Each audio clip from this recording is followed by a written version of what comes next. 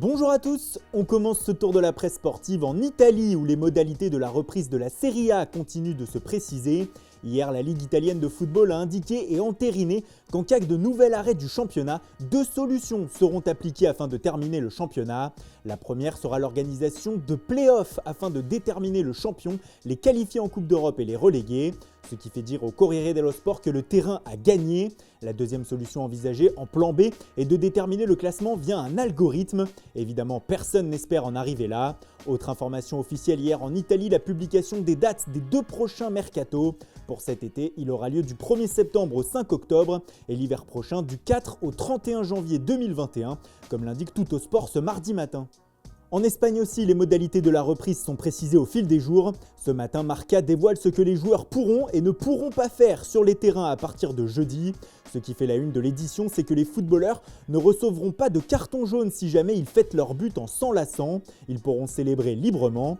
23 joueurs pourront être inscrits sur une feuille de match avec la possibilité de faire 5 changements. En revanche, interdiction de cracher et pas de poignée de main avant le début des rencontres. Bref, quelques réflexes simples à adopter. En Espagne également, le calendrier dévoilé par la Ligue fait polémique. Selon AS, en effet, beaucoup d'équipes dénoncent les différences de traitement et les jours d'intervalle entre deux matchs qui pour certains sont courts lors des 4 premières journées. Le FC Barcelone notamment n'est pas content et pour le journal catalan Sport, le Real Madrid est même tout simplement favorisé pour cette reprise. Les excuses des cadences infernales sont déjà prêtes au sein des clubs de Liga. Enfin, pour revenir à la une de Marca, le journal s'inquiète ce matin pour Vinicius Junior. En effet, avec le retour de blessure d'Eden Hazard, le Brésilien devrait perdre sa place de titulaire au profit du Belge dans l'esprit de Zinedine Zidane. Il va être obligé de se réinventer, explique le média, même si la cadence des matchs devrait lui permettre d'avoir pas mal de temps de jeu. La reprise aussi en préparation en Angleterre et ce matin le Daily Mail nous dévoile une information assez cocasse. En effet, selon le tabloïd, certains clubs de Première Ligue en espionneraient d'autres afin de savoir s'ils respectent bien les règles sanitaires durant les entraînements, afin de constater que tout le monde se trouve sur un même pied d'égalité. La paranoïa s'installe donc en Première Ligue.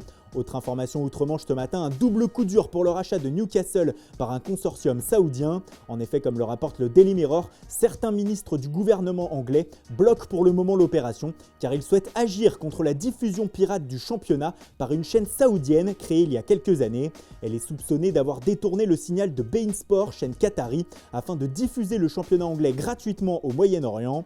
Autre coup dur révélé par le Daily Express, 16 députés anglais auraient écrit au gouvernement afin de lui demander de bloquer l'acquisition de Newcastle, car ils s'inquiètent de l'image que veut renvoyer l'Arabie Saoudite. En effet, en s'immisçant dans le monde du sport, l'État saoudien veut faire oublier son non-respect de certaines règles concernant les droits de l'homme notamment. Bref, les Magpies ne sont pas encore rachetés. Si c'est le cas un jour, peut-être que les nouveaux propriétaires proposeront quelque chose à Thiago Silva. En effet, comme le rapporte l'équipe ce matin, le défenseur central brésilien va quitter le Paris Saint-Germain à la fin de la saison. C'est un nouveau départ au sein du club de la capitale, après celui probable d'Edinson Cavani. En fin de contrat, O Monstro n'a donc pas vu ses dirigeants lui proposer quelque chose. Cela fait aussi la une du Parisien qui estime que c'est la fin d'une histoire. Thiago Silva était arrivé en 2012 au PSG. Pour être complet sur l'actualité du mercato français, sachez qu'hier, Danijel Subasic a annoncé son départ de Monaco, Jérémy Morel a rejoint Lorient, Corentin Jean a été transféré définitivement à Lens et Paul Bernardoni s'est engagé avec Angers qui a déboursé 7 millions d'euros pour le recruter aux Girondins de Bordeaux. Le mercato aussi en Italie avec selon Tuttosport un échange XXL qui se prépare entre deux cadors de la Serie A, la Juventus et la Roma. Selon le média, 4 joueurs de chaque équipe pourraient porter le maillot adverse la saison prochaine. Bernardeschi, Mandragora, Rugani et Romero pourraient filer du côté de Rome en échange de Zaniolo, Cengiz Under, Justin Kluivert et Cristante. De drôles de combinaisons qui pourraient tout de même permettre à la Juve de recruter de sacrées pépites. Et on termine par un combat de tous les jours, la lutte contre le racisme. Hier, ce sont les mots de Raheem Sterling, l'attaquant de Manchester City, qui ont trouvé un écho en Angleterre et qui se retrouvent en une de quasiment tous les quotidiens du pays ce matin.